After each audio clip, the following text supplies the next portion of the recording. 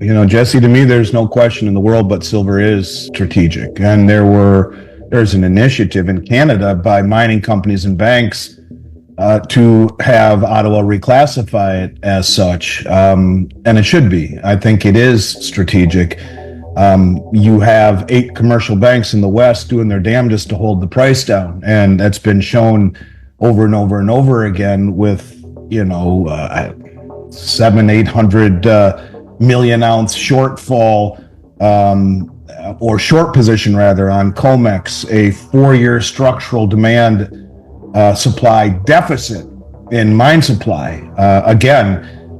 Between 4 and 6 billion ounces short on the LBMA, which is a much more opaque market. That's why we don't know exactly how much, but estimates say between 4 and 6 billion ounces by that same cast of 8 or so Western commercial banks, a platform where they're trading 290 million ounces of silver per day, which is basically the entire float of the LBMA, which has 800 million ounces, of which 500 belong to the ETF. So they have 300 million ounces that are unencumbered. They're basically trading the entire stash every day, yet they admit that those numbers that they publish of 290 million ounces traded on average per day are 10 times understated, as they only post the final settlement number. So in essence, they're trading 3 billion ounces of silver per day on average, which is 3.5 times annual global mine supply. The numbers, the price discovery on silver are not known. And I mentioned in our last interview about China, Sean Kunkun says, he's the CEO of Dolly Varden, that indeed they are flying all around Latin America buying the silver concentrate and the silver doré directly from the miners and refining it, paying up to double what the West will pay, and then bringing it home and refining it there. They are the largest, China is, second largest producer of silver in the world as well. The fact that Russia is now saying we're going to accumulate it, I don't know of another country that's done that. It's a very big deal. You look at India, just in the last few months, they imported another 150 or 60 million ounces of silver. They've bought close to 900 million over the last 4 years. They're little by little by little draining the world's exchanges. And you look at this coordinated effort between India, who's been on a nonstop accumulation tear, China, who is the second largest producer and now is flying all around the world buying doré and concentrate, and Russia, who is now adding it to their national stockpile along with palladium and platinum. And they're the major production center for palladium and platinum there in South Africa.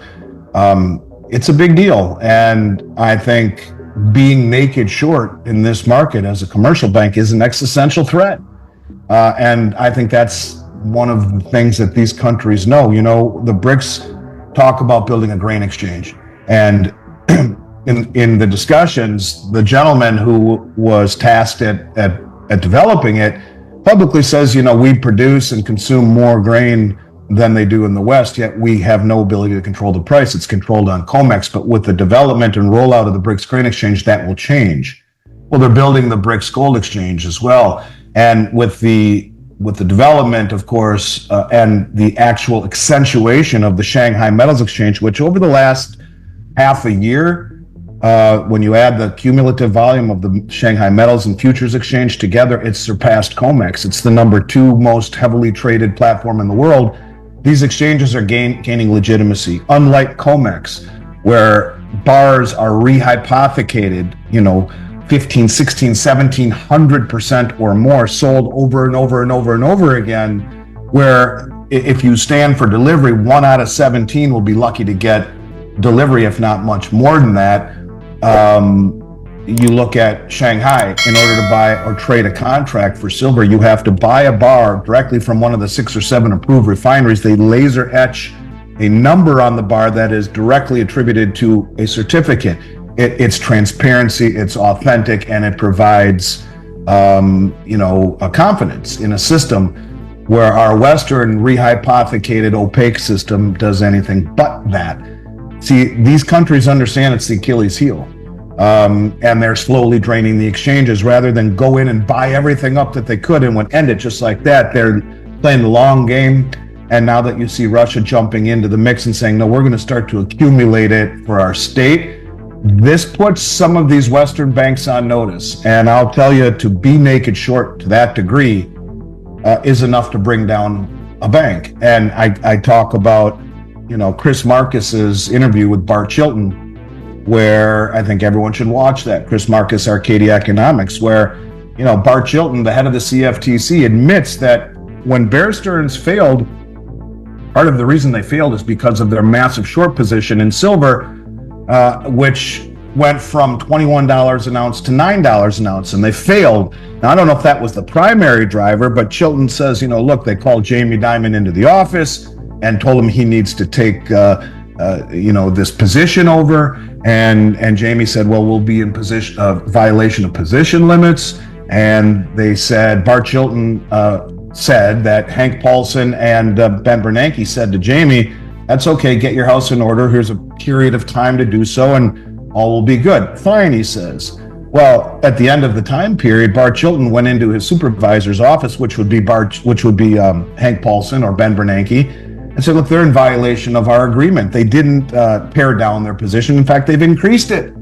They need to be prosecuted. And the answer was, back down, Bart. It's a political decision. Now, he died a week or two later. Was it a man clearing his conscience who knew he was close to death, or was it something more nefarious, or was it just a coincidence? I'm not going to say, but what I am saying is that this was enough to bring down, or partially bring down, a bank like Bear Stearns for being on the wrong side of that trade. And Bart Chilton, the former head of the CFTC, all but admitted that.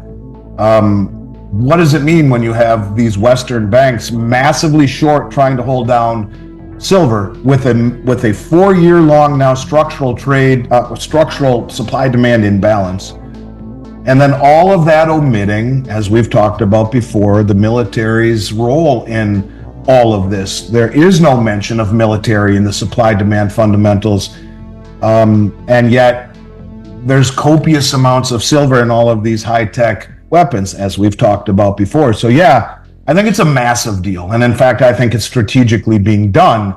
And I think it should be something that puts these Western banks on notice that this is not a smart thing when you have sovereign nations and sovereign wealth funds that work on behalf of these countries that are using the suppression, jiu-jitsu, if you will, using the leverage of your opponent against them. That's exactly what they're doing. And that's why they're not bitching yet, because they're in the siphoning phase. We'll siphon as much as we can at these stupid prices, because it is a strategic metal and it is not industrial. It is strategic. And if you realize that, yes, it's needed in green and digital and electronics and all that stuff, but it's also needed in a military capacity. And to me, that's why India, China, and Russia, are hell-bent on accumulating it, because it's far more than just industrial. Over the last couple of weeks since the last Commitment of Traders report that I looked at, that was right after the election, after the price got hammered, the commercials just in that week covered 15,570 contracts of gold and 5,700 contracts in silver. A silver contract is 5,000 ounces. So yes, they are covering them and they are slowly backing out. You can't do it too fast. If you do it too fast, the price jacks up and blows up everyone. I could see one of them breaking ranks and basically saying, because this has been a very collusive deal where you got 8 banks on the same page. One of them says, I'm out, guys. This is ridiculous. We're all going to get blown up. And one of them starts to cover, and then it's every man for himself type of situation. But if they don't, they're just playing foolishly right into the hands of the rest of the world, who is exploiting the ability to stand for delivery against us. And that's the key, is that these contracts have a delivery mechanism, and the countries that are doing it were never sophisticated or motivated or coordinated or wealthy enough or had any desire to stand for delivery. They do now. And I think slowly that's what they are doing, not fast enough to alert the world, but slow enough to beat us at our own game. So yeah, I ultimately do think it's an existential threat to some of these banks, like Bank of America, who Ted Butler said had 1 billion ounces short in silver. And maybe Warren Buffett's selling some of his stock because he knows that this is the case, maybe not.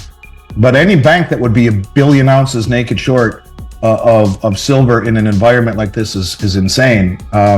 Yeah, it could indeed be a big problem for some of these Western banks.